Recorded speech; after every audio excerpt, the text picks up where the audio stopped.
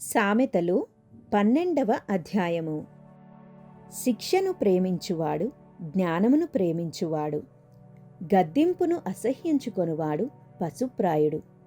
సత్పురుషునికి యెహోవా కటాక్షము చూపును, దురాలోచనలు గలవాడు నేరస్తుడని ఆయన తీర్పు తీర్చును.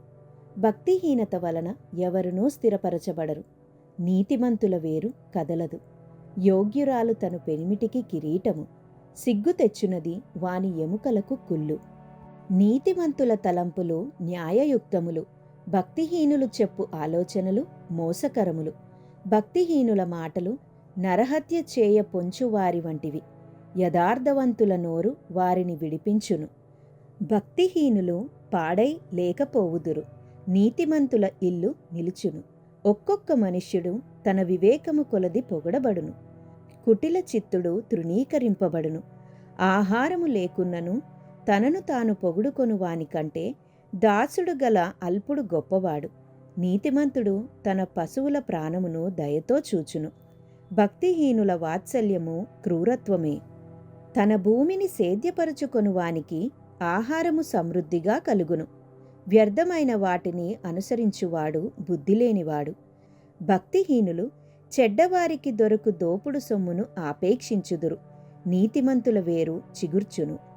పెదవుల వలని దోషము అపాయకరమైన ఉరి, నీతిమంతుడు ఆపదను తప్పించుకొనును. ఒకడు తన నోటి ఫలము చేత తృప్తిగా మేలు పొందును, ఎవని క్రియల ఫలము వానికి వచ్చును. మూఢుని మార్గము వాని దృష్టికి సరి అయినది, జ్ఞానము గలవాడు ఆలోచననంగీకరించును. మూఢుడు కోపపడునది నిమిషములోనే బయలుపడును, వివేకి నిందను వెల్లడిపరచక యూరకుండును. సత్యవాద ప్రియుడు నీతిగల మాటలు పలుకును, కూటసాక్షి మోసపు మాటలు చెప్పును. కత్తిపోటు వంటి మాటలు పలుకువారు కలరు, జ్ఞానుల నాలుక ఆరోగ్యదాయకము. నిజమాడు పెదవులు నిత్యము స్థిరమైయుండును, అబద్ధమాడు నాలుక క్షణమాత్రమేయుండును. కీడు కల్పించు వారి హృదయములో మోసము కలదు, సమాధానపరచుటకై ఆలోచన చెప్పువారు సంతోషభరితులగుదురు.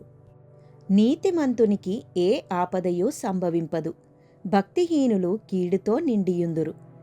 అబద్ధమాడు పెదవులు యెహోవాకు హేయములు, సత్యవర్తనులు ఆయనకిష్టులు. వివేకి అయిన వాడు తన విద్యను దాచిపెట్టును, అవివేక హృదయులు తమ మూఢత్వము వెల్లడి చేయుదురు. శ్రద్ధగా పనిచేయువారు ఏలుబడి చేయుదురు, సోమరులు వెట్టి పనులు చేయవలసి వచ్చును. ఒకని హృదయములోని విచారము దాని కృంగజేయును, దయగల మాట దాని సంతోషపెట్టును.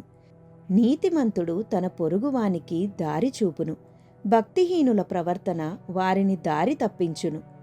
సోమరి వేటాడినను పట్టుకొనడు, చురుకుగా నుండుట గొప్ప భాగ్యము. నీతి మార్గమునందు జీవము కలదు, దాని త్రోవలో మరణమే లేదు.